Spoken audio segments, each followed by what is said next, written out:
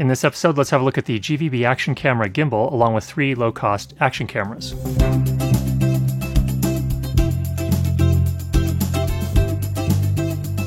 To start off, all of this gear that we're reviewing today was actually sent to me by their respective manufacturers or distributors. That includes the GVB Action Camera along with the handheld gimbal, ThiEYE i60 action camera, and the ThiEYE action camera, which we reviewed previously. First off, here's a detailed comparison of the 3 cameras. We're not going to talk about all this. If you want to see the details, go ahead and pause right here. Each of them retails for around $100 USD at the time of this review, and they each kind of have their strengths and their weaknesses. Let's talk about the gimbal first. The gimbal is a lot of fun to use. This is the GVB, priced at about $180 US at the time of this review. And it is designed to work with action cameras which have the same size and weight as the GoPro Hero 4. So that includes a lot of other knockoffs. Let's take a closer look. Now, first of all, for those of you who have never used a motorized gimbal before, you have to have the right expectations going into it. It is not as if you can just slide the camera into the harness, turn the gimbal on, run around, and get perfectly smooth, beautiful footage. There's a little bit more work to it. You really do have to develop a technique. So while it does a pretty good job in terms of kind of slowing down any movements and making them smoother, you can't walk around like really hard on your heels and expect it to totally smooth all that out. You still have to develop sort of a smooth walking technique, and you have to learn to sort of isolate your arm from any walking movement. But once you do that, and that happens pretty quickly, you can pick it up pretty quickly, you can get some really, really nice, smooth footage. Now, this gimbal is made to be as simple as possible to use. All you need to do is slide the camera into the harness, tighten down the thumb screws, turn the gimbal on, it initializes, and you should be ready to go. The gimbal has 3 modes. The first one, the heading follow mode, this is the one you'll probably use the most often. It keeps the camera from tilting up or down while you move around. So as you point in a different heading, it slowly follows, but it always keeps it from tilting up or down. The second mode is the heading and pitch follow mode, so it's really the same as the first, except that when you point the gimbal up or down, the camera will slowly follow.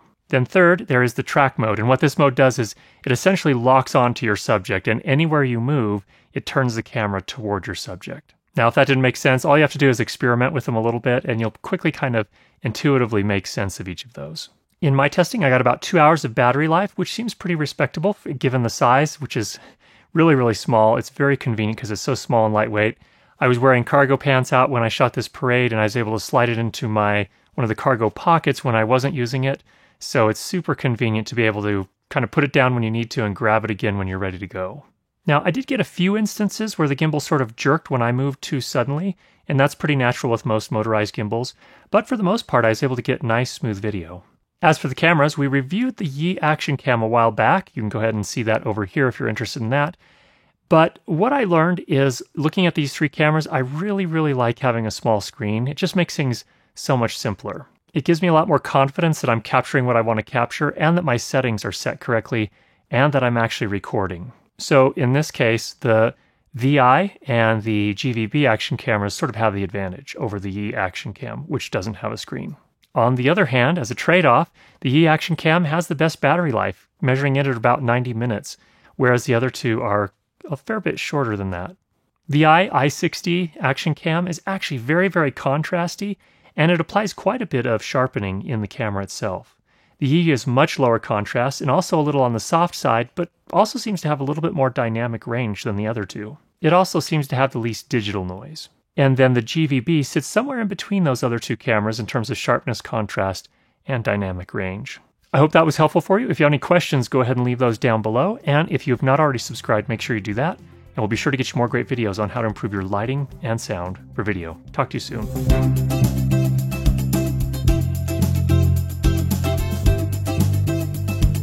One more thing, we do have a new course available for those of you that are interested in sound for film and video. Last year, we released a production sound course, which means a course on how to record sound for film and video. This year, we have a new course that just came out on how to post-process dialogue audio sound. So if you're interested, go ahead and check that out over at school.learnlightandsound.com.